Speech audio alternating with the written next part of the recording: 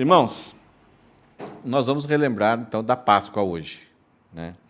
Nós não comemoramos a Páscoa como ela foi instituída originalmente, porque ela foi instituída lá para a nação de Israel, para o povo se lembrar daquele livramento em que Deus deu para a nação de Israel. Então, quando o povo do Egito o povo de Israel estava pronto para sair do Egito, Deus então mandou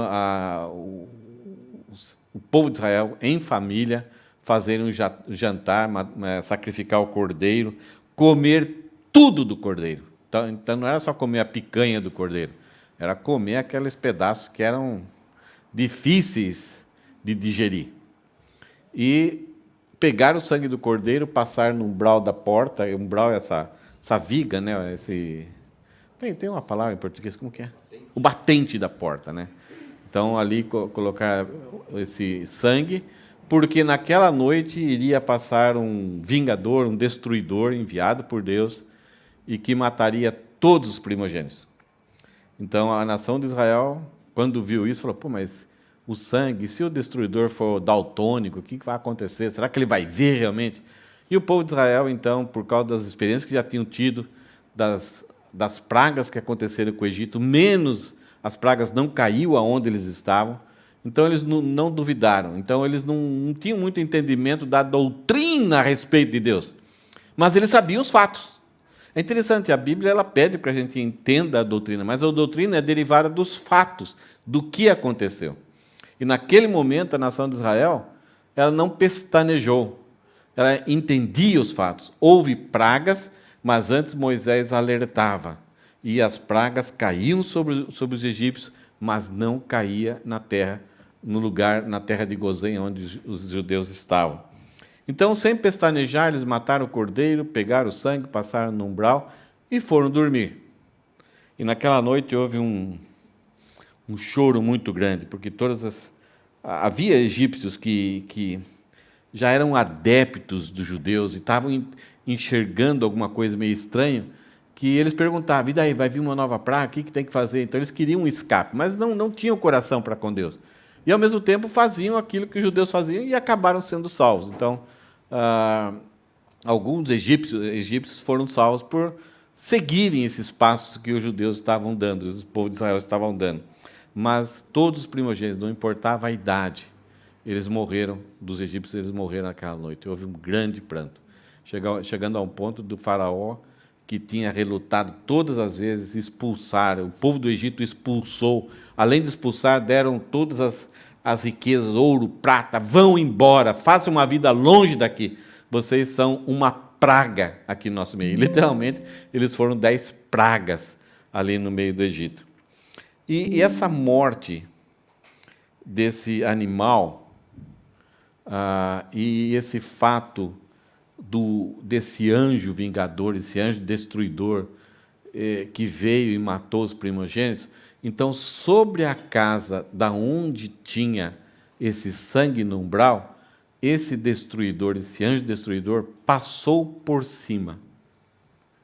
E essa palavra, passar por cima, é a palavra Páscoa, Pessá, que significa passar por cima, né? Você não entrou, ele passou por cima. Então, aqueles que confiaram que através daquele simbolismo, daquela prática, Deus ia salvar. Isto é, a obediência dessas pessoas, a fé que eles tinham no fato de que Deus estava fazendo tudo aquilo lá, os levou então a eles, os primogênitos,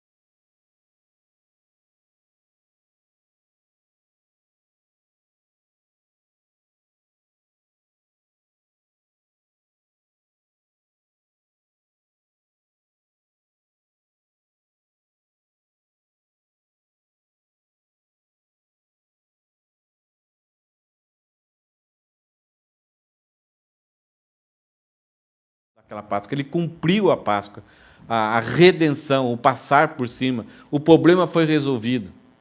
Aquela obediência que a nação de Israel tinha de cumprir a aliança era para renovar, para lembrar, não se esquecer que um dia Deus traria a redenção. E no nosso caso, ele já trouxe, é passado.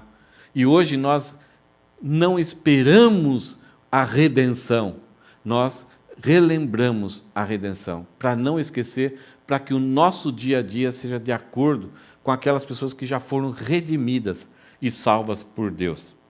Mas o livro de Hebreus, então, ele vai fazer um texto meio interessantinho, não sei se você já leu, mas ele vai inicialmente falar de uma novilha vermelha. O versículo 13 vai falar de uma novilha vermelha, que é a próxima imagem. Já ouviram falar sobre novilha vermelha? Lá em Números, quando Moisés estava organizando a nação de Israel, Deus deu uma ordem para a nação de Israel, para que toda pessoa, principalmente os levitas, os sacerdotes e todas as pessoas que vivessem no dia a dia, tivesse contato com alguma coisa morta, deveria ser purificado para que pudesse servir a Deus. Deus é vida, não tem nada a ver com a morte. Então, aquelas pessoas, eles eram purificadas através da morte de uma novilha sem nenhum defeito, pura, que não tivesse carregado, se esforçado em nada, não tivesse carregado, trabalhado, nada. Era perfeitamente, não tinha unha encravada, não era vesga, era perfeita. Não tinha nada de doença, nenhuma marca, a pele perfeitinha. Então, era exaustivamente avaliada. E aí ela era sacrificada, o sacerdote aspergia 4 vezes o sangue dela sobre essas pessoas também, e sobre o templo. Ela devia ser sacrificada fora do arraial. Eles fariam uma fogueira com alguns tipos de madeira, não era qualquer madeira para fazer essa fogueira, e aí queimaria a ovelha. E essas cinzas dessa ovelha deveria ser aspergida, derramada sobre aquelas pessoas que tiveram, em algum momento, contato com um cadáver, com um defunto, com alguma coisa, para que eles externamente pudessem se tornar novamente hábeis para servir a Deus. E até aquela pessoa que removesse toda a cinza, no final tinha que tomar um banho, era um ritual muito grande. Não que aquilo tinha poder, mas a obediência àquilo traria a ideia de que Deus é puramente santo. Não tem nada de morte na vida dele, na existência dele. E ele então exigia que as pessoas levassem a sério todo o contato que tinha no dia a dia. Então a novilha vermelha, da época de Moisés até a época da destruição do templo no Novo Testamento, aconteceu 9 novilhas foram mortas. E a nação de Israel tem a expectativa de que, isto é, Salomão edificou o templo, daí o templo foi destruído, Herodes o Grande edificou o templo da época de Jesus, e aí, durante a tribulação, a nação de Israel vai reedificar o templo de Israel. Alguns já falam que esse templo, o treinamento dos levitas, dos sacerdotes, já está sendo feito, por causa que são vários critérios, estão sendo treinados em tudo o que fazer. Então, nesse terceiro templo que vai ser reedificado, durante a tribulação, que o anticristo vai fazer uma aliança e vai permitir, eles vão sacrificar essa novilha, para que eles se tornem hábeis, para serem purificados, então considerados propícios, corretos, para sacrificar e servir a Deus. Ao longo do tempo, desses últimos anos, novilhas têm nascido, e os especialistas, que eles chamam os especialistas do templo, que é uma organização judaica, eles, desde o nascimento, eles veem a gestação, o nascimento, verificam a ovelha, então ela é perfeitinha, mas constantemente eles estão avaliando, fazendo um check-up, um cacunim na ovelha, na novilha. E se de repente, em algum momento, ela tiver alguma doencinha, alguma coisinha apareceu, ela é descartada. A última, então várias já aconteceram, já apareceram, mas foram descartadas, e a última que nasceu em 28 de setembro de 2018. E até hoje ela está sendo acompanhada, analisada, Então, eles estão achando que, se nada acontecer, se não acontecer nada com ela, essa será a novilha que vai ser sacrificada no novo templo. Agora, isso depende da volta do arrebatamento, da volta de Jesus Cristo. Se essa novilha for descartada, então vai ter que aguardar o nascimento de uma outra novilha.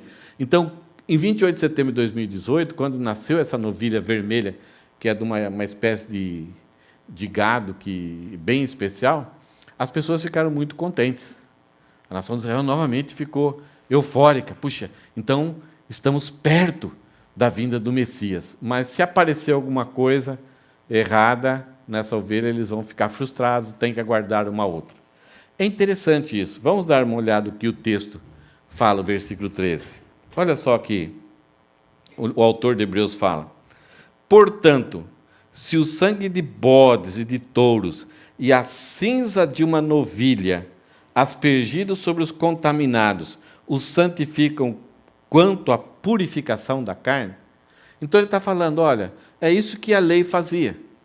Então a lei usava os bodes, os touros, as ovelhas e a cinza de uma novilha. Ele não fala aqui, mas a nação de Israel, por causa do número 9, já entendia. Os judeus já entendiam que estava se referindo a essa novilha que era morta para aspergir a cinza, então, a cinza para que as pessoas fossem aptas a servir a Deus. Só que esse texto, ele fala que essa aptidão, isto é, estar apta, estar aceita por Deus para servir, era somente com referência à purificação da carne. A ideia aqui é que aquelas celebrações que aconteciam na Páscoa, todos aqueles sacrifícios estabelecidos para a nação de Israel, de ovelhas, bodes, touros, e especialmente essa ovelha, essa novilha vermelha, que era queimada e depois as cinzas, elas somente traziam uma purificação externa. Somente traziam uma habilidade para aquelas pessoas que tivessem tido contato com cadáver, alguma coisa, fossem purificadas e agora poderiam servir no templo. O que quer dizer isso, purificação da carne? É que isso resolveria aquele problema do contato com a imundícia, contato com a morte, mas nunca, em nenhum momento, resolveu o problema do mal que habita no coração de todo ser humano. Então, aqueles homens que serviam a Deus e as pessoas que tinham contato com coisas contaminadas, eles tinham a possibilidade de agora servir a Deus, mas somente aquele serviço exterior, aquela prática de fazer obras. Mas o problema interno ainda estava lá. O homem não tinha acesso ao trono, à presença de Deus. Tinha acesso ao tabernáculo, ao templo daquela época. Se não fizesse isso, ia ser destruído. Então Deus tornava os homens assim um pouco aceitos, mas ainda cada um, espiritualmente, era considerado por Deus imundo. Então a Páscoa, que era uma coisa tão bonita, que tinha mortes, sacrifícios, cantorias, danças, celebrações a Deus, e era uma coisa muito comidas, bebidas, eles se alegravam, porque Deus foi bom. Mas todos esses sacrifícios, todas essas coisas aqui, resolveria temporariamente um pequeno problema, principalmente de poder o sumo sacerdote, quando sacrificar, ficar alguns segundos na presença de Deus e apresentar o sangue ali e servir a Deus temporariamente, mas não podia nem demorar ali. Então era um jeitinho que Deus deu para que o homem pudesse experimentar em alguns segundos a pessoa de Deus. Porque tudo aquilo que era tão bonito, que era tão espetaculoso, somente trabalhava na purificação da carne, do exterior, mas não resolvia o problema central, que é dar acesso a Deus para nós. Veja o que o texto fala. Portanto, se o sangue de bodes, de touros e a cinza de uma novilha, aspergidos sobre os contaminados, que são todos daquela época, principalmente aqueles que trabalhavam no santuário, ou no tabernáculo, ou depois do templo, então eles eram aspergidos sobre os contaminados, os santificam quanto à purificação da carne, isto é, somente da matéria. somente do exterior, mas ainda a mente, o coração, mantinha a natureza pecaminosa. Não havia perdão, não havia uma consciência, a consciência não era purificada, então o homem não era permitido a ele entrar na presença de Deus. É interessante que o autor de Hebreus começa falando assim, que a antiga Páscoa, por mais bonita que ela fosse, por mais festiva que ela fosse, por mais que ela lembrava que Deus milagrosamente, num fato histórico, libertou, protegeu a nação de Israel, mas era limitada. Ela ia até um certo ponto, ela ia até o exterior.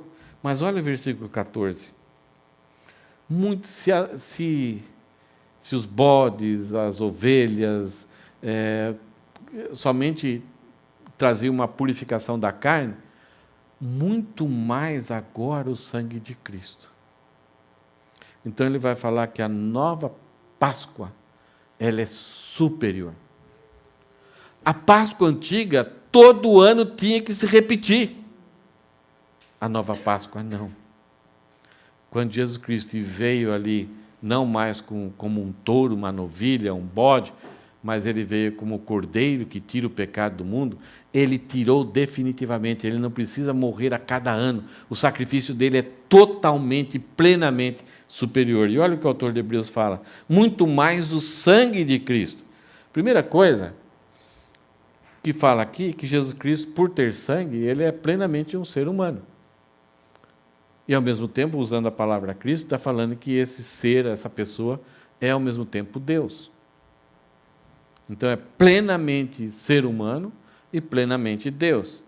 E aí, através do Espírito Santo, através do Espírito Eterno, como um planejamento de Deus, como a vontade de Deus, a maneira de Deus estabeleceu, ele a si mesmo, então não foi obrigatório, ele voluntariamente ofereceu de forma sem pecado.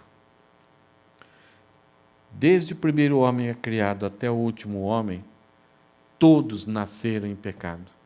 Porque Adão pecou, os seus descendentes, toda a humanidade, nasce com mácula, nasce com problema, nasce com natureza pecaminosa, e são autores de pecados. Então, nós temos uma natureza pecaminosa e cada um de nós, por causa talvez do contexto, do incentivo, do medo, das limitações, ou também do incentivo que nós vamos receber, ou das pressões que nós vamos receber, nós vamos manifestar a nossa natureza pecaminosa em pecados diferentes. O fato desses pecados serem diferentes não significa que eu sou mais pecador que você é mais do que eu. Não, nós temos a natureza pecaminosa igual. A manifestação do pecado é diferente. Alguns pecados trazem mais desgraças, mais tragédias, mais problemas para as outras pessoas ou também para mim. Mas, da mesma forma, da mesma qualidade, eu tenho a mesma ira de Deus do que qualquer outra pessoa. Hitler não tem uma natureza pecaminosa maior do que a minha. Eu sou igual, ele tem o mesmo potencial dele. É que o contexto provocou, incentivou ou levou eu a me tornar mais ofensivo ou menos ofensivo que Hitler. Mas diante de Deus, somos iguais, a mesma natureza pecaminosa. Mas só há um homem com a natureza humana que não tem pecado. E foi tentado nas mesmas semelhanças que nós somos tentados. Até muito mais. Porque ele não nasceu com pecado. Nós nascemos com a natureza pecaminosa. Ele não nasceu. E nunca pecou. Ele é sem mácula. Então, muito mais o sangue de Cristo, que é homem e Deus, que pelo Espírito Eterno, como fosse o planejamento do Deus, a si mesmo se ofereceu sem mácula a Deus. O sacrifício, o sangue de Jesus Cristo, que ele voluntariamente ofereceu e foi para derramar, ele ofereceu não aos homens, ele ofereceu a Deus, para anular a ira de Deus para conosco. Então, esse sangue que Jesus Cristo ofereceu sem mácula, ele purificará a nossa consciência. Aquilo que a primeira Páscoa era limitada, que ela só purificava o exterior, Essa Páscoa aqui, da qual Jesus participou, isso é, o que ele fez nessa Páscoa, ela resolve o nosso problema. Ela purifica a nossa consciência, isto é, ela anula, aniquila, destrói a nossa natureza pecaminosa. E sem a natureza pecaminosa, Deus se torna favorável a nós. A ira de Deus é aplacada, é resolvida. Então, somente essa natureza pode tirar de nós, um dia, definitivamente, a nossa consciência maligna, essa consciência inclinada para o mal, que é a mesma coisa que natureza pecaminosa.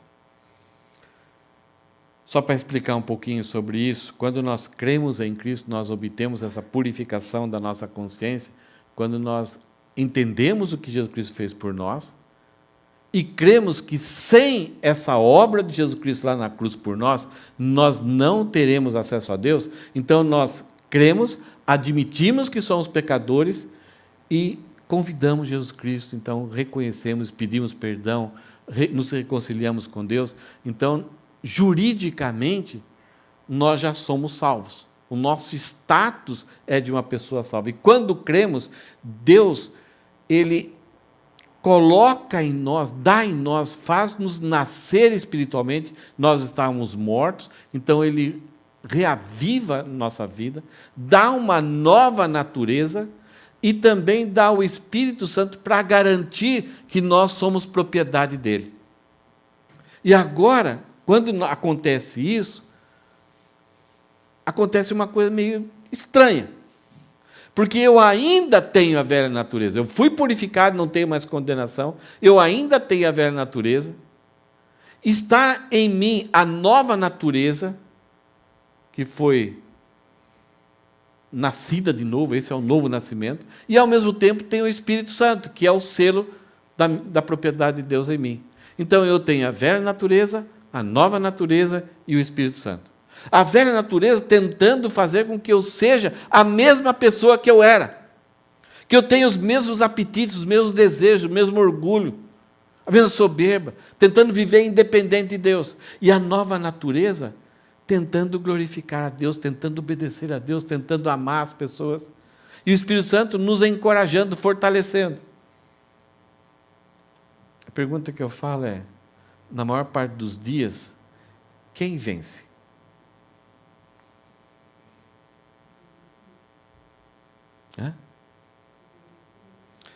Na maior parte dos dias, quem vence é a velha natureza.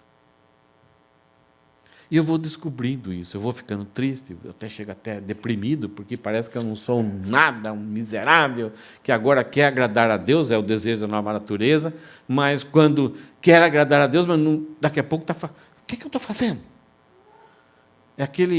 Tem pecados não voluntários, aqueles pecados que na pressão, assim, na bobeira, nossa, que besteira que eu fiz. E tem aqueles pecados até voluntários, que você de noite já, antes de dormir, já planeja como que você vai pecar no outro dia.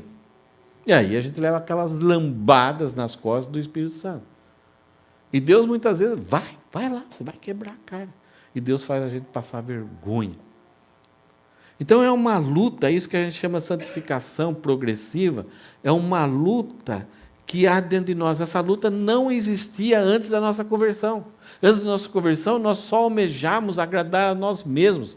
O nosso ventre, a ideia que Paulo fala, né, o nosso ventre não é que é a barriga, mas é a ideia de os apetites, os desejos do nosso coração, é que nos dirigia. Agora não, você ainda tem esse desejo, mas você sabe que não é certo, e você quer agradar a Deus. E cada vez que você lê a Bíblia, você fala, nossa, eu não sabia que... Caramba, isso aqui eu faço, eu desagrado a Deus com isso. Então, essa luta diária, o Espírito Santo, então ele trabalha ali para falar, filho, legal, muito bom, isso que aconteceu, antigamente você não fazia isso, olha, mas você reagiu legal. Então o Espírito Santo nos encoraja, vamos lá, é isso mesmo, batalha, fica firme. E quando a gente vacila, o Espírito Santo, vacilão, hein? Vai lá acertar. E aí ele nos encoraja para a gente Então tem o arrependimento, a confissão. Então é esse caminhar no dia a dia, num crescimento progressivo, a imagem e o jeitão de Jesus Cristo. Então, a antiga Páscoa, ela não dava para nós uma nova natureza. Ela só purificava as mãos, as vestes, e para que o sacrifício, o trabalho daquelas pessoas fossem aceitas por Deus. A nova Páscoa que foi celebrada por Cristo, e Ele foi o Cordeiro Pascal, ela nos habilita não somente a fazer serviços com obras mortas, isso que não ajuda em nada o nosso corpo, é simplesmente ritualismo, mas ela criou um caminho de acesso aonde o véu do templo se rasgou e agora nós podemos entrar com ousadia e permanecer ali na presença de Deus. Porque Jesus Cristo purificou as nossas consciências. Já não temos mais culpa e chegamos a Deus por causa do sacrifício, da obra de Jesus em nosso favor. E é o que ele fala aqui, ó. Muito mais o sangue de Cristo, que pelo Espírito Eterno a si mesmo se ofereceu sem mácula a Deus. Então essa obra de Jesus, essa nova Páscoa, purifica a nossa consciência, torna puro, nunca mais haverá culpa em nós. Paulo fala no capítulo 8 de Romanos, portanto, nenhuma condenação há para os que estão em Cristo Jesus. A ideia é que nós somos uma floresta onde o fogo pegou, o fogo queimou, e alguém vem tentar botar fogo novamente nessa floresta, o que vai acontecer? Não vai acontecer nada, porque já foi queimada. É isso que Cristo fez, Ele já nos queimou, Ele já nos julgou, bateu o martelo, dizendo que nós, do juiz, que nós estávamos condenados, e o juiz, quando nós cremos, o juiz, o próprio Deus fala assim, bateu o martelo e falou, justificados, porque eles creram em Cristo. Jesus Cristo pagou a dívida, e se a dívida está paga, ninguém pode reclamar mais. E se Deus era contra, se nós estávamos devendo para Deus, e se Deus bateu o martelo, Ele garante que Ele não vai cobrar mais isso, se realmente houve um novo nascimento. E agora, esse versículo termina de uma forma bem interessante. Jesus Cristo ofereceu sem mácula a Deus o seu sangue, e esse sangue, então, purificará a nossa consciência de obras mortas, daquilo que a nossa natureza produzia. Isto é, por mais que a gente fosse religioso, ou sendo uma pessoa de grande atuação aqui nesse mundo, isso não serve para nada na negociação com Deus. O próprio Paulo fala que, o Júlio pregou recentemente em livro de Levítico, que Paulo era um atuante, ele atuava religiosamente, socialmente, publicamente, e ele falava assim, tudo isso que eu tentei ser o melhor, ser um expoente, eu considerei como esterco. Ele usa até uma palavra bem feia mesmo, para chocar. Eu considerei como esterco, uma coisa que fede, que Deus não se aguentaria de ver se eu apresentasse para Deus. E Deus então fala que o sangue de Jesus nos purifica dessas obras, da nossa má consciência. E aí, somente Jesus, então, nos capacita, por causa do Espírito, a servirmos ao Deus vivo. A antiga Páscoa, as pessoas estavam limpas, purificadas nas suas vestes, nas suas mãos, porque tocaram mortos, da cabeça aos pés, mas eram pessoas que serviam ao Deus vivo, mas eles estavam mortos. Alguns criam na vinda de Jesus, então eram salvos pela fé que um dia Jesus Cristo ia fazer, mas ainda suas consciências não estavam purificadas. Agora, com Jesus, a consciência foi purificada. Então, o nosso serviço, até inferior, talvez até mais não tão brilhoso, como eram os sacerdotes, com aquelas roupas de linho, um peitoral aqui com 12 pedras, um negócio bonito, aquelas músicas, e todo o ritual que eles faziam, você fala, que coisa bonita! O serviço deles é inferior ao que nós fazemos hoje. É inferior ao louvor que nós cantamos hoje. é inferior a essa ação que você trouxe, talvez ofertou algum dinheiro aqui, como dízimo, como oferta. É inferior a uma palavra de encorajamento que você deu para uma pessoa. Nós que já fomos purificados a nossa consciência, coisa que eles não fizeram, o nosso serviço, mesmo não tendo vestes, talares bonitas, a nossa prática religiosa ser muito inferior ao que eles eram, mas essa prática religiosa é muito superior, porque são pessoas regeneradas, pessoas que nasceram de novo, pessoas vivas espiritualmente, que estavam mortas, mas agora podem servir ao Deus vivo. Jesus Cristo tentou orientar os discípulos a respeito disso, dizendo: quem dá um copo de água a um desses meus pequenininhos, a mim está dando. E na época dele, o que faziam os fariseus, os levitas, sacerdotes? Quando davam uma moedinha, eles tocavam um trombeta. Pessoal, olha só, Jesus Cristo, por que não tem valor o que eles faziam? Porque eles não eram regenerados.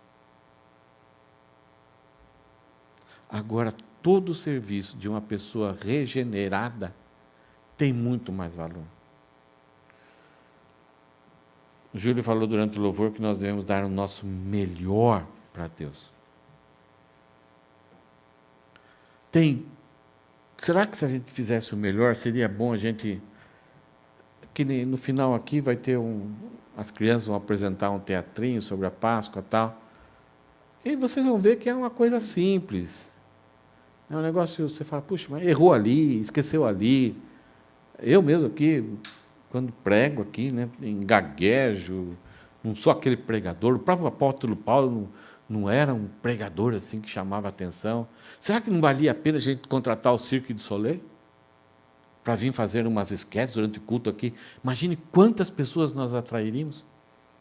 Será que não seria bom pegar um orador aí do Japão, que o cara que ora pra caramba, trazer ele aqui, engraçado, dinâmico, talvez com imagens mais bonitas aí e tal? Será que não teria mais vantagem? Paulo, quando começa o livro de Coríntios, fala assim: olha, Deus não chamou os grandes desse mundo, mas quando Ele chamou, Ele regenerou.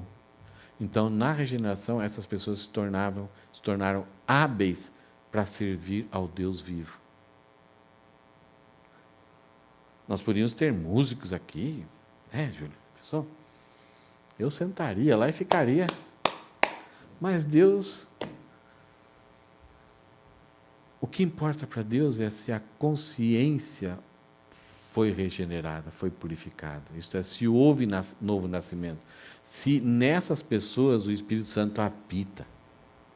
E se o Espírito Santo habita a um novo coração, qualquer coisa, não é que então, então vou fazer do jeito que eu quero. Não, aí nós temos potencial para fazer de forma viva para Deus. Então, tudo que nós vamos fazer é algo vivo. Devemos nos entregar o máximo possível do que a gente é, do que a gente tem. Mas é um serviço muito mais superior a Páscoa anterior, que precisava ser renovada a cada ano. Só para a gente terminar, eu vou, para tentar, né, a gente martelar nessa tecla aqui e ver a diferença do que Jesus Cristo é. Ele não é uma continuação do judaísmo, ele cumpriu, ele completou e aí inaugurou uma dimensão que é incomparável. Os judeus dessa época, eles queriam voltar àquelas práticas da Páscoa antiga. Eles tinham saudades. Nós somos feitos pelo ritual, pelo exterior. Gostamos disso. É como se estivéssemos cumprindo uma tarefa. A tarefa está cumprida. Mas nós temos dificuldade quando a coisa tem que mexer com a questão do coração, a questão interna. Mas quando você crê em Cristo, você tem algo que ninguém pode tirar. Você tem uma vida que aquelas religiosidades lá da nação de Israel não tinham. Você tem uma segurança que eles não tinham. Você tem um perdão e o acesso a Deus que eles não tinham. Eles precisavam repetir todo ano. Vamos ver alguma coisa sobre o sacrifício de Cristo. Primeiro que essa obra que Jesus Cristo fez por nós, ela é superior, ela é suficiente, ela é exclusiva. Ninguém mais vai tentar fazer um upgrade, uma atualização, ou tem uma outra pessoa também que pode criar um caminho para nós termos a consciência purificada. Não, ela é exclusiva. Só Jesus, mais ninguém. Porque o sacrifício de Jesus, porque ele era homem, Deus, foi voluntário. Um animal morre porque tem que morrer, porque sua vida é tirada. Eu trabalhei numa fazenda lá em Itapetininga, em São Paulo, que durante algumas festas eles tinham as ovelhas, então aquela igreja que vinha para lá, elas matavam as ovelhas. Então eles escolhiam umas ovelhas lá tal, amarravam as 4 patinhas junto, carregavam as ovelhas e deixavam elas no chão enquanto eles iam matando. E a ovelhinha ficava quietinha, ela até fazia fezes e chorava. Não sei se ela tinha noção do que ia acontecer com ela, ou simplesmente por causa de que as patas dela estavam amarradas, ela perdeu a liberdade. Mas um animal que ia ser sacrificado, ele passava por essa experiência. E a ovelha, como um animal diferenciado de todos os outros animais, ela não berra naquela hora, ela simplesmente derrama lágrimas. Já matou um porco? Meu pai matava porco e ele não tinha boa pontaria, tem que colocar um punhal aqui debaixo do braço para acertar o coração. Meu pai ficava lá tuchando e o porco berrando. Você não aguenta ver o sacrifício de uma ovelha. E principalmente a ideia de o sacrifício que Deus estabeleceu que a ovelha devia morrer para aplacar temporariamente a sua ira sobre aquele tipo de pecado. Então o animal morre porque tem que morrer, porque sua vida é tirada. Ela não quer, ela não tem voluntariedade, mas Jesus Cristo foi voluntário. Jesus escolheu a morte e deu sua vida, não foi uma exigência forçada. Tá certo, ele estava no jardim de Getsemane, pegaram ele, acorrentaram ele, levaram, julgaram, mas se você perceber a narrativa, ele está no cenáculo, ele convida os discípulos a irem para o Getsemane. No Getsemane ele está orando e orientando os discípulos, tanto no cenáculo como lá no Getsemane ele está orientando os discípulos não estão entendendo nada, porque no mesmo dia ele entrou assim, a multidão aclamou, e agora ele só está com pensamentos negativos, e daqui a pouco ele fala, vamos, o inimigo chegou. É Jesus Cristo tem a iniciativa. Para onde ele vai? Daqui a pouco vê Judas e aquele 200 soldados, quase 200 soldados ali para prender Jesus. Ele vai indo, ele vai se entregando. Em nenhum momento procurou dizer que tinha fake news, que tinha isso, que era injustiça. Nada, ele muitas vezes ficava calado, como ovelha muda. Até quando perguntavam para ele, ele dava respostas curtas e profundas. Que as pessoas, puxa, mas você está reagindo ao contrário. Mas é que ele voluntariamente, ele não foi forçado. E olhando para os princípios da Bíblia, nós vemos que antes do início do mundo, antes da fundação do mundo, Jesus já se considerava então aquele cordeiro que ia dar a sua vida em nosso favor. Ele veio com a intenção de morrer. Um pouco antes até dessa festa da Páscoa, Jesus Cristo está andando em alguns lugares, e a narrativa dos evangelhos parece que Jesus olhava para Jerusalém e todo mundo que conversava com ele, Jesus, fala comigo aqui. Ah, tá, pode falar. Parece que o olhar dele estava para Jerusalém. Ele tinha um propósito, tinha um foco e se concentrou para essa direção. Porque ele sabia exatamente o que ia acontecer. Então o sacrifício de Jesus é voluntário, diferente do animal. O animal é levado, a vida dele é tirada. O sacrifício de Jesus é espontâneo. O sacrifício do animal era de acordo com as prescrições e ordenanças da lei, era produto da lei. Enquanto o sacrifício de Jesus é inteiramente produto do amor. Os animais eram levados, passavam por aqui, por ali, tal, vistoriados, e era tudo segundo as regras prescritas na lei. O que levou Jesus a ser sacrificado foi o amor, em primeiro lugar, ao Pai. Ele não foi um suicida, ele não quis ser um mártir, não, ele queria resolver o problema que o homem criou contra Deus, contra o Pai. Então ele foi obediente, tanto ativamente, em tudo que ele fez, ele foi obediente ao Pai, ele glorificou ao Pai, e ele foi obediente passivamente, ele deixou as coisas acontecerem, mas somente as coisas que iriam produzir a glória de Deus. O sacrifício de Jesus é inteiramente produto do amor, para com o Pai, mas também para o homem necessitado, o homem que teria uma condição eterna de julgamento e de punição eterna, porque diante da justiça de Deus, era isso que estava destinado ao homem. Deus, como justo, reto, juiz, ele, para cumprir a sua justiça, teria que enviar todo o homem, todo ser humano, a um destino eterno de punição. E mesmo com a sua justiça, então Jesus Cristo vem e resolve esse problema sem manchar a justiça de Deus. E, pelo contrário, a justiça de Deus foi feita ali em Jesus. Então, o sacrifício de Jesus, além de ser voluntário, é espontâneo, foi do coração dele, foi fruto do amor que ele tem pelo Pai e do amor que ele tem pelo ser humano, mesmo em pecado, mesmo em transgressão. E o sacrifício de Jesus Cristo não foi algo emocional, somente por causa das emoções, ou ele tomou lá um baseado, eu vou fazer isso. Não, foi puramente racional. O animal não sabia o que acontecia, não pensava nem raciocinava. Alguma coisa estava errada, né? No seu instinto animal, o animal percebia que estava acontecendo alguma coisa, mas ele não sabia o que era. Agora, todo o tempo, Jesus sabia o que estava acontecendo. Nem os discípulos sabiam. Eles achavam que alguma hora, pelo poder que Jesus tinha revelado, por aquilo que Pedro viu lá no Monte da Transfiguração, então o poder que Jesus tinha, então talvez ele fosse até um certo ponto e daí, Shazam! Pronto, estabelecia o seu reino. Ninguém imaginaria isso, que ele chegaria a esse ponto de ser morto. Então, todo o tempo, Jesus teve plena consciência daquilo que tinha que acontecer com a vida dele. E não somente isso, ele teve pleno controle até da hora da sua morte.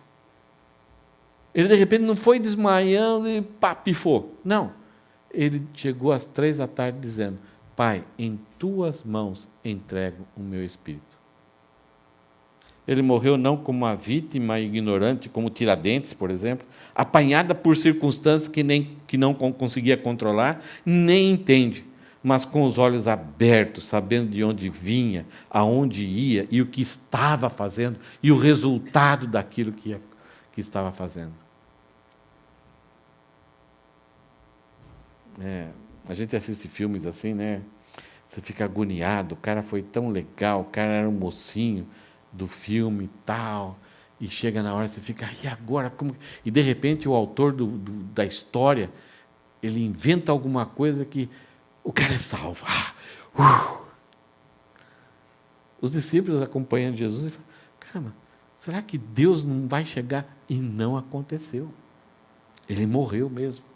Ele enfrentou a morte, foi até o fim, mas ele tinha plena consciência de tudo aquilo que estava acontecendo e por que aquilo deveria acontecer.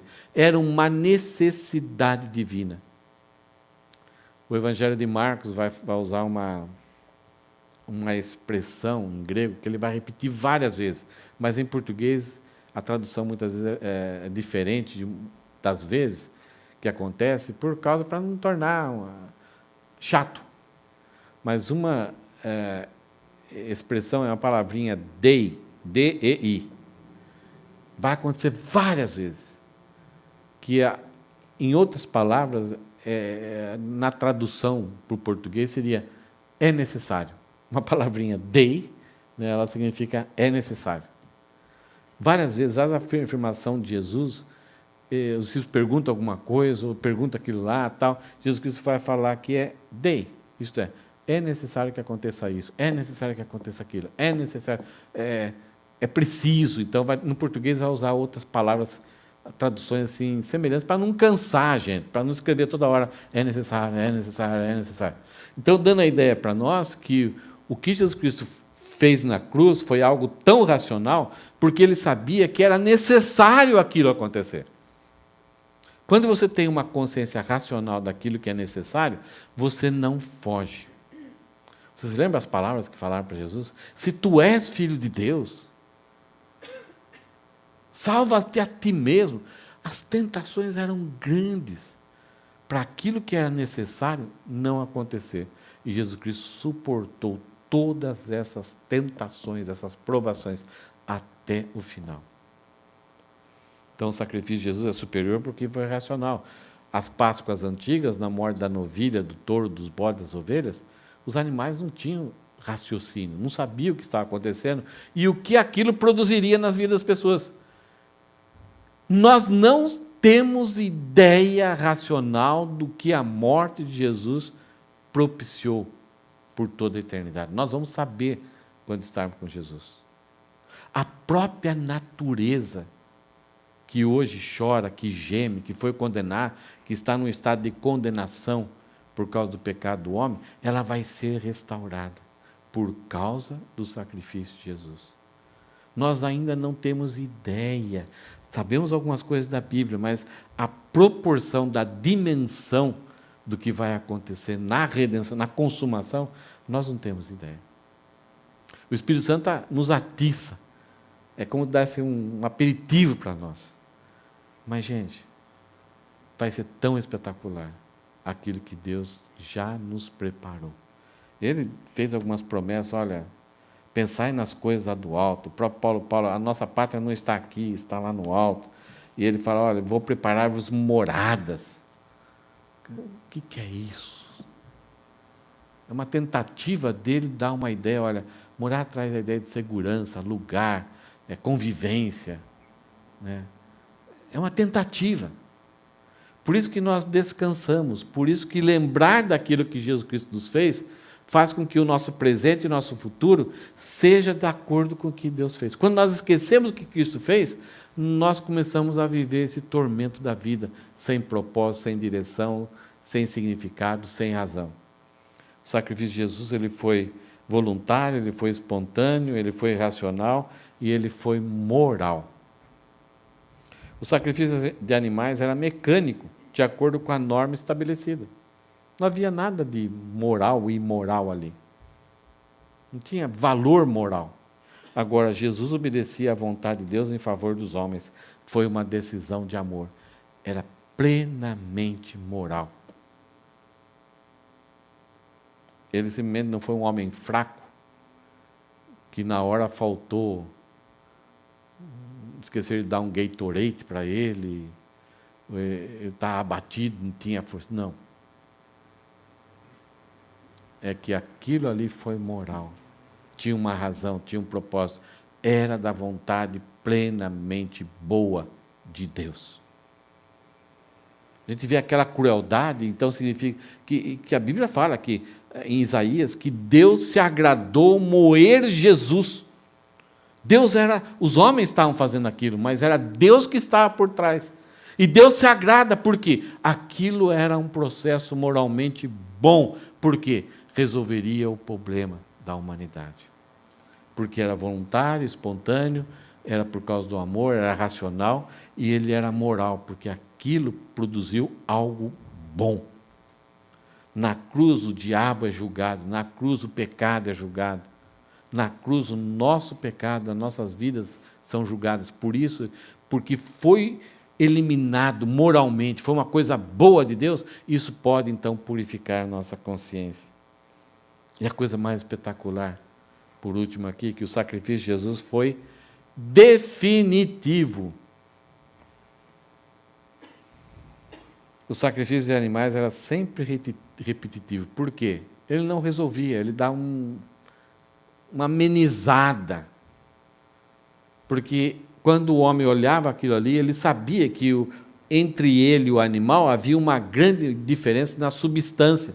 O homem não foi criado à imagem de Deus, mas quem pecou tinha a imagem de Deus. Então o animal simplesmente ele simbolizava que um dia Deus ia trazer um redentor adequado.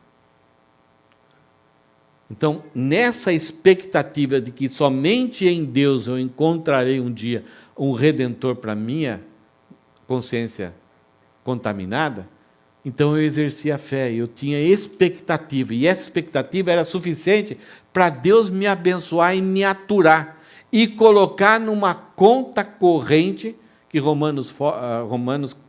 Paulo escreve que Deus considerou os pecados anteriormente impunes, isto é, Deus já devia punir o homem, Moisés, Abraão, mas Deus salvou esses homens no passado, colocando a natureza pecaminosa deles na conta corrente de Jesus, da obra de Jesus. E quando Jesus Cristo morre na cruz, esses pecados então são aplacados e perdoados. No passado, eles foram salvos por causa da expectativa que tinham do futuro. Quando Abraão vai sacrificar o seu filho, por causa de obedecer a Deus, ele estava obedecendo a Deus, a prática. Na hora que ele chegou lá no lugar, o Ismael chega para o seu pai e fala: pai, cadê o animal? Mas ele sabia que ele estava ali para sacrificar o seu filho, e era o único filho, era o filho da promessa. 14 anos tinha o garotinho. E na hora que Abraão preparou tudo e levantou o punhal para matar Ismael, Ismael tinha perguntado para Abraão: pai, cadê o animal? Qual foi a resposta de Abraão? Deus proverá. Ele sabia como? Quando? Não. Ele sabia que Deus provém algo que ninguém consegue prover. E Abraão teve uma experiência. Na hora que ele levantou o punhal, apareceu. Deus segurou as suas mãos e apareceu um cordeiro. Quando João viu Jesus vindo a ele para ser batizado, Jesus não fez mé, mas o que João fez? Eis aí o Cordeiro de Deus que tira o pecado do mundo. Eis aí o Cordeiro, não um Cordeiro. Quantos cordeiros? 9 novilhas morreram, mas somente um é o Redentor definitivo. Então Jesus é o Redentor, o sacrifício dele tem valor definitivo e eterno. Os sumos sacerdotes que serviam a Deus morriam, tinham que ser substituídos. Jesus morreu, ressuscitou e vive eternamente, nunca será substituído. Mas se alguém substituir, Paulo fala, se alguém pregar um outro tipo de evangelho, isto é, substituir Jesus, essa pessoa é amaldiçoada por Deus, é anátema. Então, o sacrifício de animais era sempre repetitivo, era uma figura, era uma lembrança, era uma maquete do que ia acontecer, mas o sacrifício de Jesus é real, tanto material como espiritualmente. O sacrifício dos animais era somente material, era somente purificação da carne, da matéria, mas o sacrifício de Jesus é real, afeta todas as dimensões, e é superior, não tem igual, e é suficiente, não precisa ter nenhuma mudança. Ele abrange todo o tempo, passado, presente, futuro, eternidade, é completo.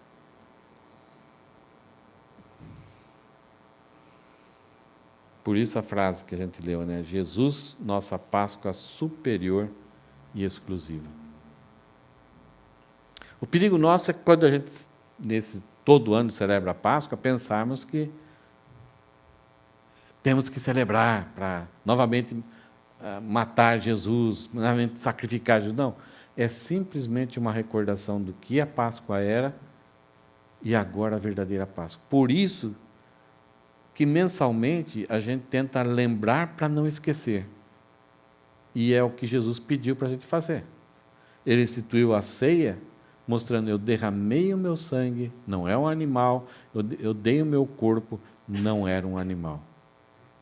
Eu dei a minha vida por vocês.